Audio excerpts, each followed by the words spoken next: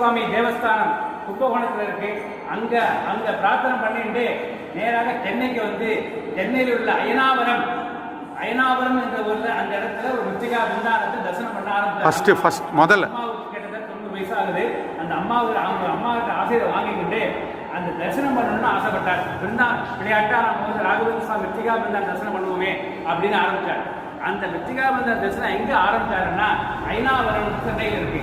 அங்கே தரிசனம் பண்ணி ஆரம்பிச்சு அப்படியே வந்து பாப்பாரப்பட்டின்னு சொல்லிட்டு தர்மபுரி மாவட்டத்தில் பாப்பாரப்பட்டி தட்சிண மந்திராலயம் ரொம்ப பழமையான பிருந்தாவனம். நடந்தே சென்று மிருத்திகா பிருந்தான் பிரதிஷ்டாபனம் பண்ண பிருந்தானத்துக்கு விசேஷம். அந்த பிருந்தான் தரிசனம் பண்ணார். அப்படியே தர்மபுரி வந்தார். தர்மபுரியிலே 2 பிருந்தான் தரிசனம் பண்ணியிருக்கார். கிட்டத்தட்ட தமிழ்நாட்டில் 84 பிருந்தாவனங்கள் தரிசனம் பண்ணியிருக்கார். அதேமாதிரி கர்நாடகாவில் ஒரு 19 பிருந்தாவனம், அதேமாதிரி ஆந்திராவில் ஒரு 5 பிருந்தாவனம், 24. தமிழ்நாட்டில் 84 பிருந்தானங்கள். தமிழ்நாட்டில் 84 பிருந்தானம் எடுத்துட்டீங்கன்னா கும்பகோணத்தில் ராகவேந்திர சுவாமி படித்த விஜயேந்திர மடம், அங்கே ஒரு ராகவேந்திர மிருத்திகா பிருந்தானம் இருக்கு. அங்கே பிருந்தாவனம் இருக்கு. குஞ்சுமேடு இருக்கு. ஹனுமந்தபுரம், குஞ்சுமேடு, புவனகிரி, பாப்பாரப்பட்டி, ஈரோடு ஜக்கசமுத்திரங்கிற ஊரில் பிருந்தானத்தில் அங்கே இருக்கு. அங்கெல்லாம் தரிசனம் பண்ணிட்டு நிறைவாக ராகவேந்திர சுவாமி என்னிடத்து கும்பகோணத்தில் ஒரு விஜயேந்திர சுவாமி ஆராதனை பண்ணும்போது 2 வருஷத்துக்கு முன்னாடி மாமா என்னையும் பார்த்தார். நான் நினைச்சேன். அவர் என்ன சொன்னார், 2 வருஷத்துக்கு முன்னாடியே சொன்னார், நான் வந்து புவனகிரியில் வந்து அந்த 108 பிருந்தானத்தை நிறைவு பண்ணலான்னு இருக்கேன் அப்படின்னு சொன்னார்.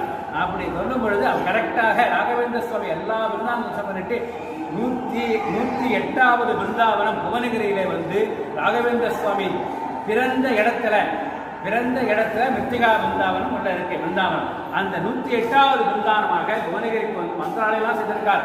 மந்திராலயம் பிறகு நவபிருந்தானம் ஆனைகுந்தியிலே உள்ள நவபிருந்தானம் தரிசனம் பண்ணியிருக்கார். ஈரோடிலே உள்ள நவபிருந்தானம் தரிசனம் பண்ணியிருக்கார். சென்னையில் அருகில் உள்ள அங்கேயே நவபிருந்தானம் தரிசனம் பண்ணியிருக்கார்.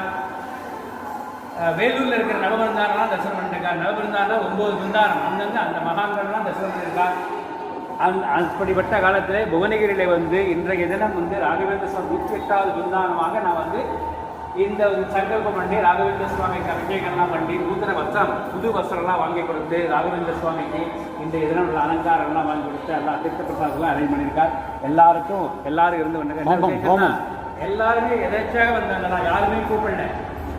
அவங்க வந்தாங்கல்லாம் சிறப்பான ஹோமம்லாம் பண்ணி திருவாரூர் ராகவேந்திர ஆச்சாரியர் குரோம்பேட்டிலிருந்து ஆச்சாரியர் வந்து ரோமெல்லாம் பண்ணி கொடுத்தார். இங்கே வந்தவங்க எல்லாருமே யாரையுமே கூப்பிடல சார். அவங்களா வந்தவங்க தான், எல்லாருமே வந்தவங்க தான். சென்னையிலேருந்து ரகோத்தமன்